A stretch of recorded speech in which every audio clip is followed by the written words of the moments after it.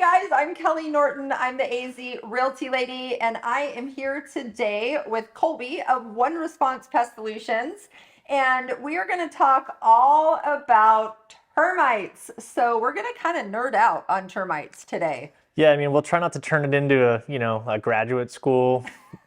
We don't need to write a dissertation or anything, but we can do some wave tops here. Yes. And I mean, if you have a concern or you have a problem at your house, we're happy to get into that dissertation, as would pertain specifically to your property. And so you can just give us a call, look for us on our website, or obviously reach out through Kelley. And whichever way you do, make sure that you let us know that Kelley was how you found out about us. Awesome. Yeah. And make sure you comment when we're doing this video that you're going to watch. Just comment if you have questions or you have an issue at your house or there was something that we don't cover. Just let us know, because we'd love to see interaction on the videos and comments. So remember, subscribe to the channel and click that bell as well, and we will be right back learning all about termites. Hi, I'm Kelley Norton, your AZ Realty lady at EXP Realty. Count on me for all things Arizona real estate.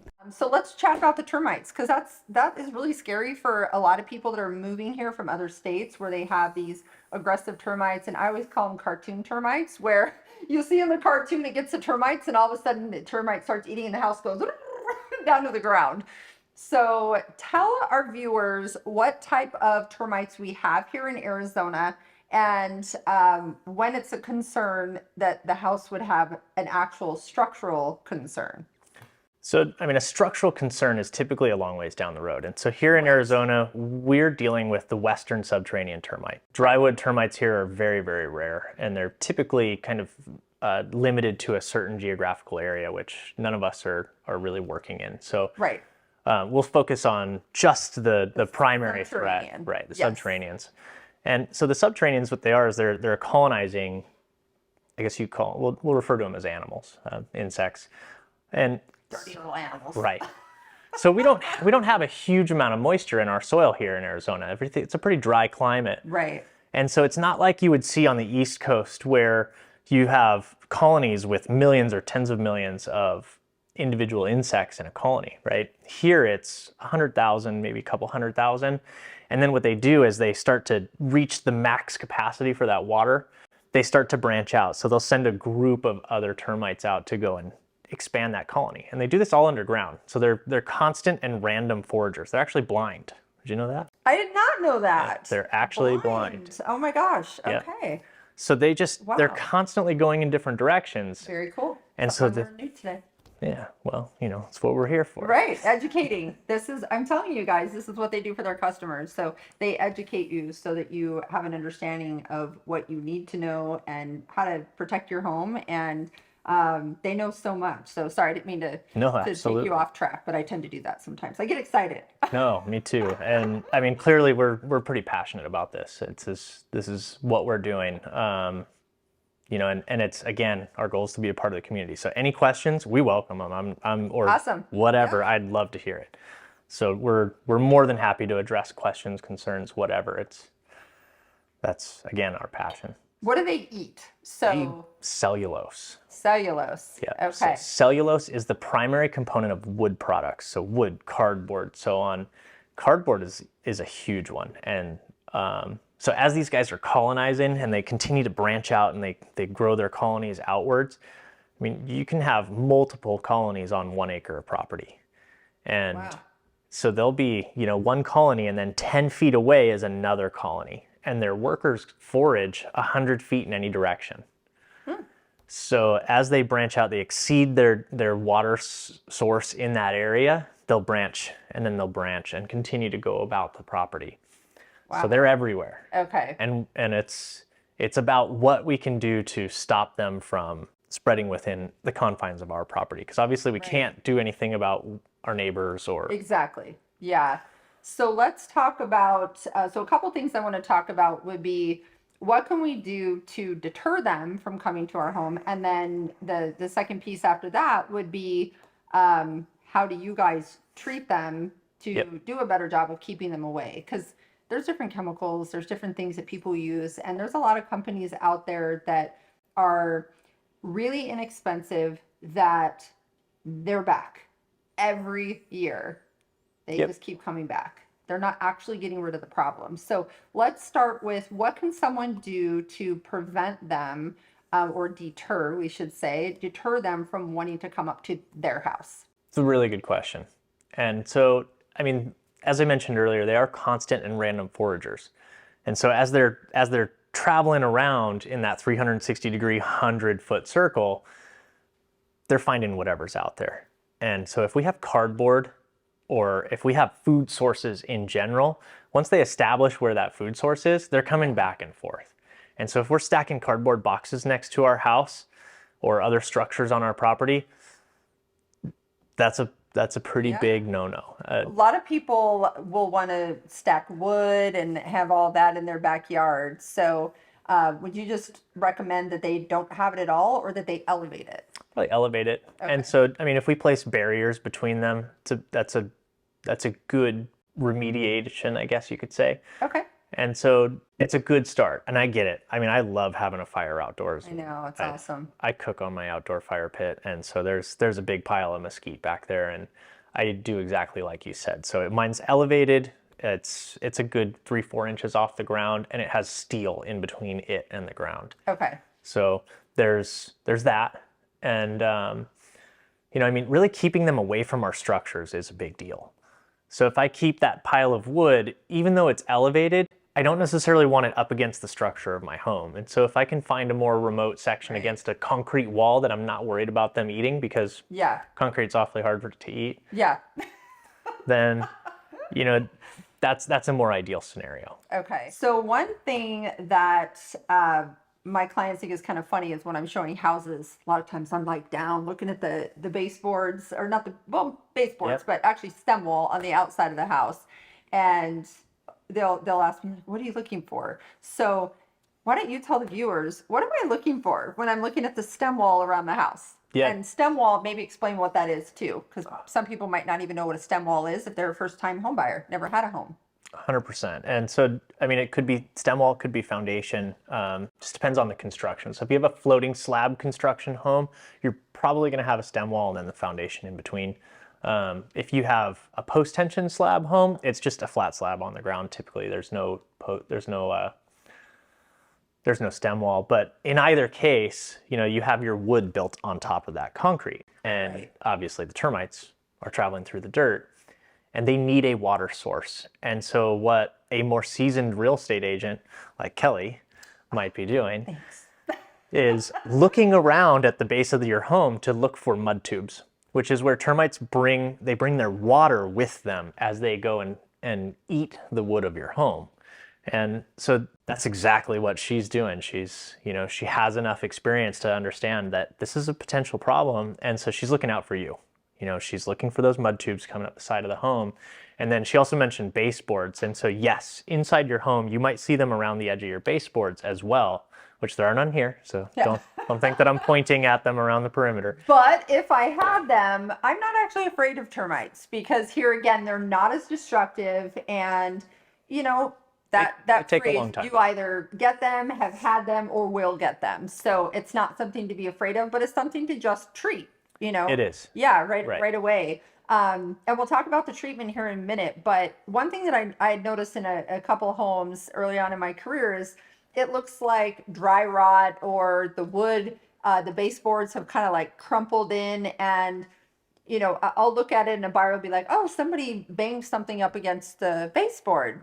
No, it wasn't. It was actually termites had chewed that baseboard up a little bit. And it almost looks like the wood got damaged by something hitting it, or water damage, which may have been water damage that brought the termites to it. Maybe. You're the expert there. Yeah. But so sometimes it's the wood will look damaged, and it's actually from the termites. Absolutely. And you're 100% on target there. And so termite damage might actually look like water damage, because typically they work hand in hand, just like you mentioned. And so one might precede the other, and they can swap places. So the termites might precede the water damage, and then the termites might actually, you know, introduce some water damage. Right. Or they're a tag team. Right. So they're bringing water with them. And so it looks the same. but they do prefer moist areas. So if there's moisture, we have a problem. So if we have a leak under our sink, it's really important to get that dealt with before, you know, it starts to get down into the soil. They attract to that and they come up through the pipes in your kitchen, and next thing you know, they're eating your cabinets and your wood floors and everything else.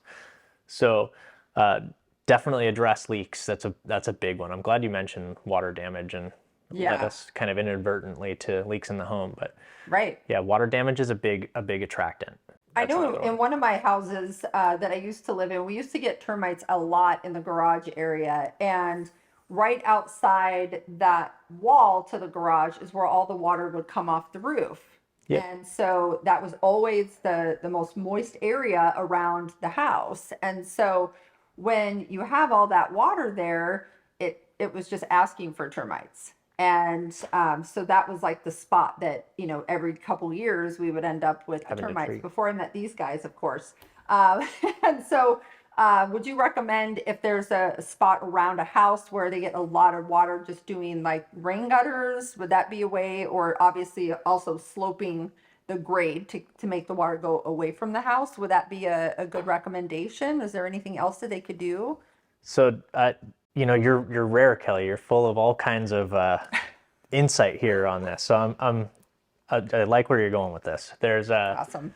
Well, I like attending inspections and I love asking questions, and that's how I learn pretty much, you know, the ins and outs of what I do and what all of my partners in the industry do too, is just asking questions, because I can better educate my customers by having that knowledge. So thank you. That's very sweet. I appreciate it. No, So I I'll love let you it. go. Thank you for tooting my horn. That's sweet. It's clear that you care. I mean, there's and like you said, garage is certainly one of the main ones. And so part of it is, you know, the garage is typically the last place completed during the home building process, and sometimes the slab for the garage is the last one completed. And so maybe the final grade termite treatment is applied a little bit preemptive, and you know, meaning that landscape, that portion of the landscape's not quite done. So the actual apron to the garage is finished, but the driveway itself is not. And so while the house is being finished over those next couple of weeks, months, or you know, longer, that treatment is degrading because it's not covered. And so that's a big part of it. And then, like you said, typically the front of a garage is a collection point for water. It's normally, you know, around the corners, especially one of the low points. And so you had mentioned how to prevent, and most certainly maintaining areas that you find with water pooling around your foundation. If there's a wet spot and it's staying wet for a long time, that's where you're most likely going to see termites. And so there's more that we can do. Like, we can put in some termite bait stations. We're really good with that. And we're one of the only companies that really focuses on those. And to us, it's a really great proactive approach. So we can include that in your termite warranty, which that's another really good one to keep up with, is the termite warranty. And be cognizant of the fact that there are quite a few folks who might take advantage of that warranty. And so you'll pay your couple $100s a year and they'll never show up for an inspection. And that's part of the warranty service. You're supposed to be getting that. And so if you do sign up with somebody, make sure that you call and follow up and say, hey, when is my inspection for my termite warranty? Don't wait until after the year is over. You need to have them come out before the year. And that's why, you know, these guys are really honest, and they truly care about, you know, our customers. And so they'll help you keep on top of those dates of having those inspections done. 100%. And they're super important, because, you know, let's say our warranty ends here December 31st.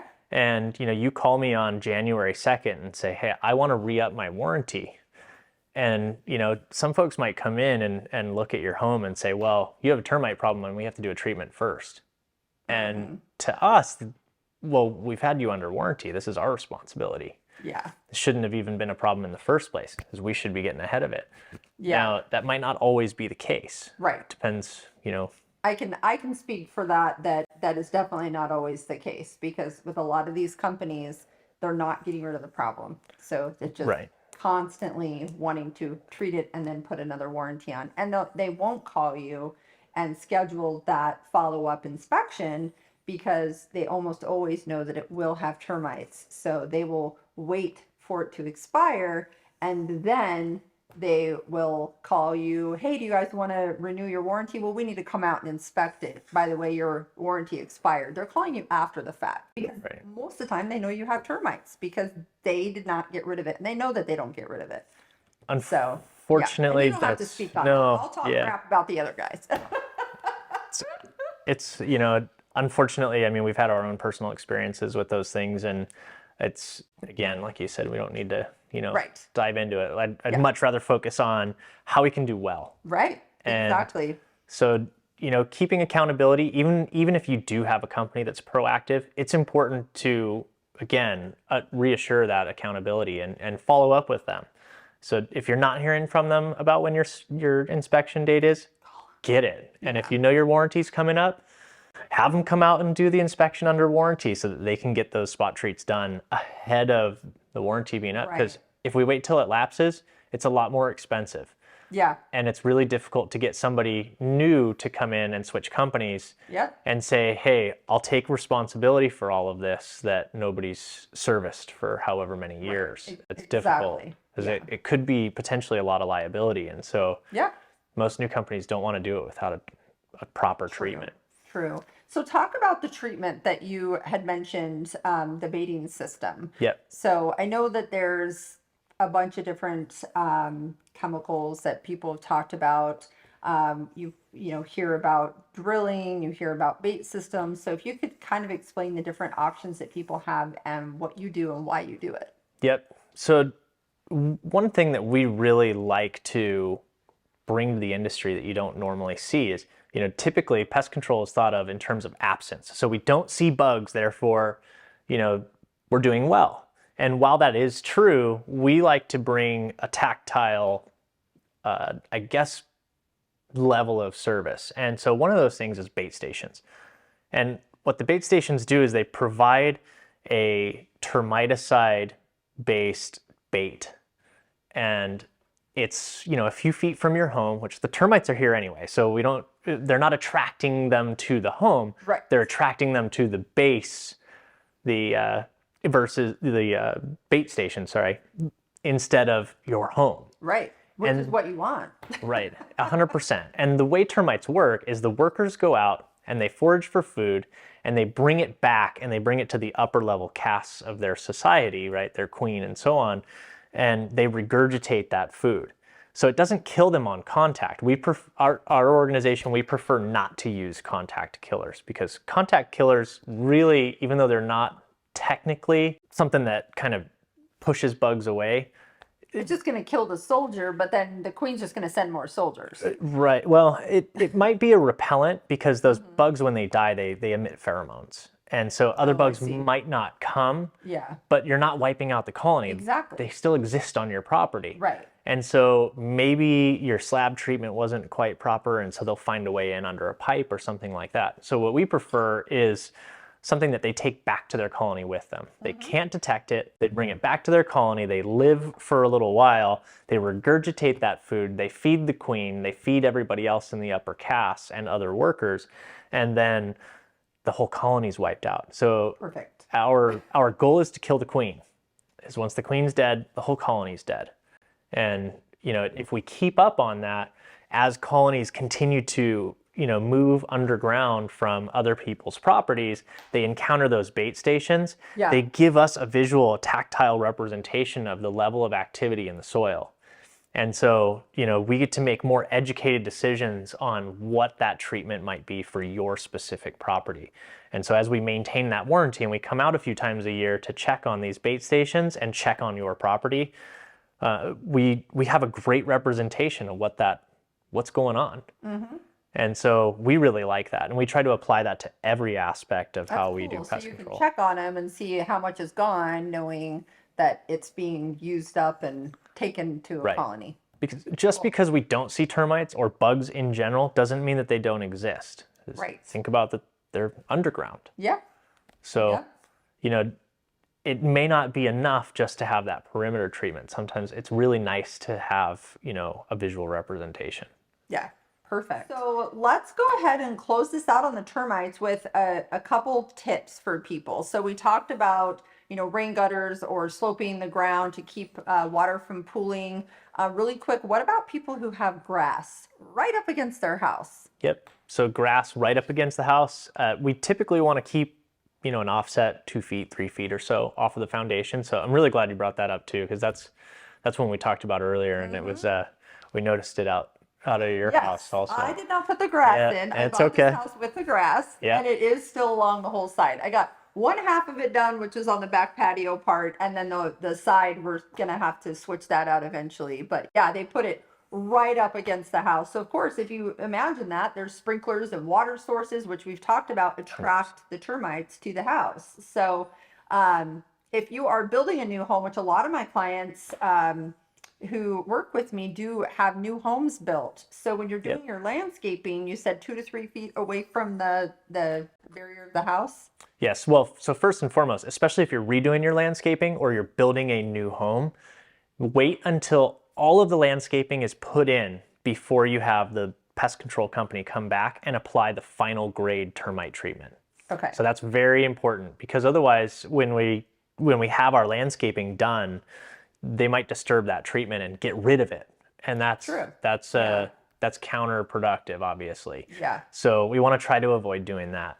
Now, as you mentioned, when we're getting into the design phase and we're thinking about how we want to do this, and the grass might look great against the side of the house, but like Kelley mentioned, we're adding a water source. And as we had covered earlier, the termites are attracted to water. They need water to live. And so if we're watering at the base of the house, they're going to be there. Your house settle, and you can have settling issues in the future. So not only just termites, but settling issues too, which is a whole nother topic. But 100%. Yeah, so that's good. So when a lot of people purchase their new home and they close on their house, there's no landscaping. And I love how you just mentioned wait until after all the landscaping is done to do that treatment. Yet the builders treat it before there's any landscaping around the backyard. Because when you buy a new house, guys, and I've probably said this in other videos, but oftentimes the builder will do the front yard, but not the backyard. So the backyard and the side yards are just dirt. So they've already treated it, but then you go to do your landscaping, and like you said, things are being disrupted. So you feel like even though they'll issue like some type of a warranty, but then when you do landscaping around the house, the builder's warranty actually says that if you disturb at all, I think it's within 2 or 3 feet of the house, that they will not cover your warranty.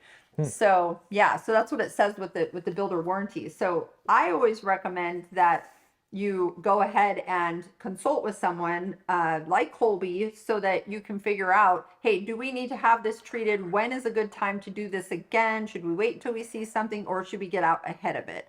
Unfortunately, builders aren't going to do what's going to be the long-term best situation, where here with Colby, they would definitely help you with that. So I just wanted to mention that, because what's recommended is actually backwards from what builders do.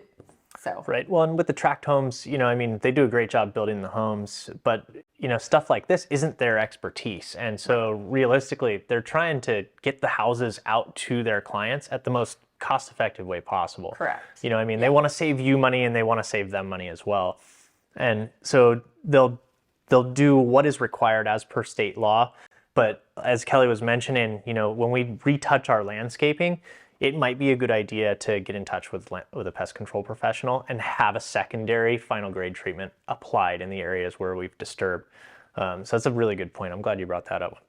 Yeah, and what's cool too is because they do regular pest solutions and termites, is that after you close on your house, whether it be resale or new, you can have a consultation with them. They'll come out, they won't charge you to meet with you, and they can talk about a plan moving forward that's going to work with your regular pest control to prevent, the roaches and all that fun stuff, and also coming up with a termite plan. So I really appreciate you being here. Thank you so much. And how can the viewers reach out to you? Obviously, they can reach out to me. You can comment here, you can text me or call me.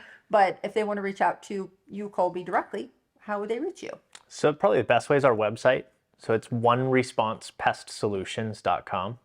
and all of our contact information's on there. You can submit a form also for, you know, a request for inquiry or whatever, and we'll be happy to get back to you within 24 hours, typically much faster. And yeah, I mean, yeah, just mention on there when you do the request, just mention that you saw the video with Kelley Norton, or mention my name, and regardless, they're going to take great care of you, but do mention the video or my name when you do your request. And well, I think that's it for termites. Any added little bonus that you want to mention to anybody here? no, I think we covered it pretty well. And I mean, I guess one thing is when you're choosing your realtor, make sure that you're choosing somebody who takes the time to educate themselves in every aspect of the transaction. And Kelley's a really good example of somebody who does that and somebody who cares. I appreciate it. So Yeah, I like to treat people like they're my family. So it's the only, right. Yeah, absolutely. And I like to work with people that feel that too. And I'm sure you guys can get the vibe. Super genuine people here, and they will definitely take great care of you. So I would like to know if you have any questions about termites. Put it in the comments here. If there was any questions that you had that we didn't cover in our video on termites, please put it in the comments. And remember, subscribe to the channel. Let's just say it. Smash that subscribe button. And click that bell. That way you're notified when we put up new videos. And again, thank you, Colby, for being here. And hopefully we gave you some new information about termites. I know I learned that they're blind little suckers. So that's cool. Till next time, guys. Take care. Have a good day.